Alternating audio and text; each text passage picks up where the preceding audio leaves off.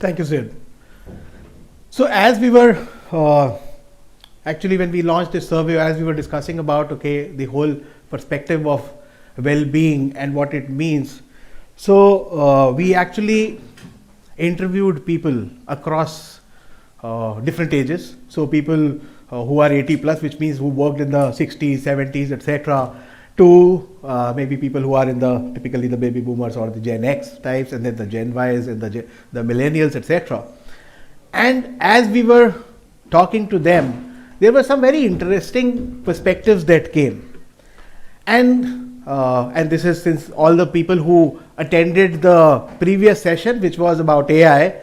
So I am doing an ethical disclosure before I show the next slide. So as we were doing, so we said, so let's look at what some of the various elements, and when we look at the different eras, what actually well-being meant for people. I think this is still not working. Sorry. So when we looked at 1960s, so people were talking about, this was largely in terms of occupational health and safety. That's what a well-being meant. And I did interview somebody who used to work for Pfizer, GM marketing, and today is about 87 years old. And when I spoke to him, I said, what well-being meant to you in those days? He said,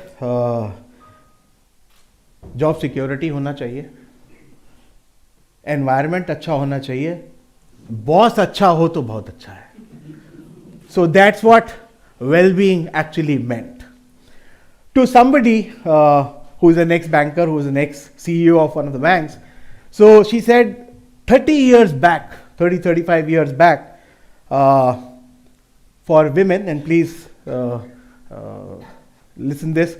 So for women, giving 2 toilet rolls was well-being 35 years back, because there was no concept in the so-called corporate world from a women hygiene, etc. standpoint. So giving 2 toilet rolls was well-being. That's how the whole perception of well-being was in the 60s and 70s, etc. Now, as we move to the 80s and 90s, so it was focused on physical, mental health. Then there were elements of stress management, because people started talking that language. Specifically, if you were a patient and you went to any doctor, the first thing that he would ask is, are you stressed? And which is happening even today. So stress management, there was some bit of financial well-being, wherein companies thought maybe the stock market is rising, liberalization is happening, so people should be generating wealth, etc. So some bit of financial well-being, some of those seminars, etc. would happen in organizations. And since there was a rising cause in terms of substance abuse, etc., not in a lot of corporates, but yes, companies started talking the language of how to get away from smoking habits, get away from substance abuse, etc. This was the 80s and 90s. When we moved to the 2000s, again gone. So when we moved to the 2000s, companies started having a comprehensive well-being program. So what it actually meant, apart from the physical and mental health, companies opened gyms in their offices. And I know I used to be in the BFSI sector in those days, and they used to have 100 square feet area allocated to a gym. कोई use करता था, नहीं करता था, 2-4 लोग use करते थे, लेकिन जिम तो कम से कम बना दिया था कंपनी ने. So the whole thought was कि there is a physical well-being that needs to be done, healthy snacks. वो एक specifically in the manufacturing companies, तो शाम को एक चाय के साथ में केला भी आ जाता था. So you have those healthy snacks. Then ergonomic workstations, flexible working hours. So companies started having कि अच्छा आप 9 से 10 के बीच में कितने बजे आ सकते हो, so that your timings can be adjusted. So there were those flexible working hours. Work-life balance, started talking about financial seminars, and some bit of career, professional well-being, etc. So this is what happened in the 2000s and 2010. Moving to, Sid, can you click? Yeah.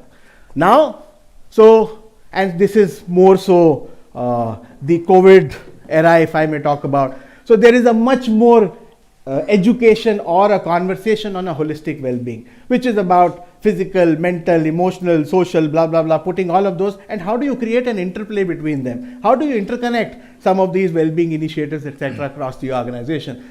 And there are certain organizations which actually moved on to the technology side using those web apps, technology apps, etc., to look at, okay, how is the fitness level of people and so on. So that's how the movement has been until now. Then when we look at the future, can you just click there? Yeah. So when we look at the future, now this is what we discussed in our second session as well. Okay, how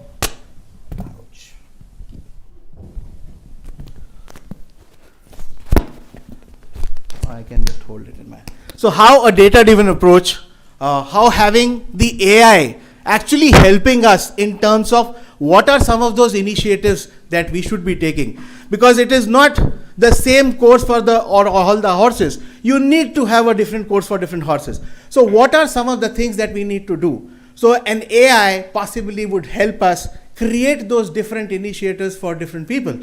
So, and I'll share with you some of the survey results as well, what they're talking about. And then companies are talking about virtual hangouts, virtual therapy sessions, diversity, inclusion, accessibility, blah, blah, blah, all of those things. So that's what the era is talking about. Can you just click? Yeah. So this research we did on social media platform. We had almost about a little more than 2,000 people in the last 48 hours actually who participated in this research. The whole research was about the various elements of well-being and how people actually see those various initiatives. So let me just share some data with you. So this is overall. So when we ask questions on emotional well-being, so there were 58% of the people who said we are happy with the initiatives that our organization is taking. So this survey was more in terms of how satisfied are you with the various initiatives that the organization is taking, and there were various questions around it. The second one was on the financial well-being. We had about 45% of the population saying that we are satisfied. On the mental well-being, again 45%. Can you just click? Physical well-being was 41%. Social well-being was the least, 39%. And where the questions were more related to, do you get enough time to actually serve the community or work for the community? Do you get time for social gatherings, etc., etc.? So not asking directly on a work-life balance, because that sometimes is a cliched subject. So we didn't use that, but it was more in terms of, okay, how do you get time in terms of spending it on your personal side or on the social side, the family side, etc. And that actually came the least. And then the professional well-being, and I think most of when we looked at the open text as well, in the last 2-3 years, especially post-pandemic, a lot of people have enrolled themselves onto various courses, etc. So even if the organization is not pushing them enough, there is a lot of self-learning that has happened in the last couple of years. So we looked at the overall well-being index, and it comes to 43%. So on that scale of 1 to 10, how do you see the well-being? So this is typically the well-being index that came out. The sample size, what you see down below, is 2035. The next, interesting. So we looked at data in terms of different generations or the age groups, and it actually threw some very interesting pieces.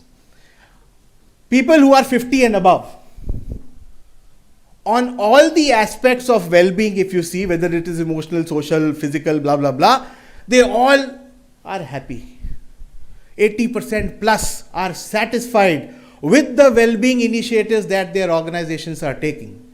Now, when you move to the next, which is the 30 to 49 category, it comes down. So from 80s, it comes to those 40s percentages, etc., etc. And as we moved to my less than 30 years, the Gen Z or the millennial population, it goes further down, the 20s and 30s. So which means whatever initiatives that we are taking as organizations, as HR fraternity, etc., maybe we will have to look at it in a very different way. Because my workforce, the way it is changing, it is largely the less than 30 years or the 30 to 50 years as of now. The 50 plus is anyways going to move out, go retire, etc., etc. So I need to possibly focus there. And if most of the companies, when I talk about, they talk about average ages, average age of 32, and we need to bring it down. So if that's the average age that we are actually looking at from an organization standpoint, I need to see my initiatives, the things that I am doing from a well-being standpoint will have to be maybe very different from what I have been doing. And that's how we talked about the whole generations and the evolution of well-being.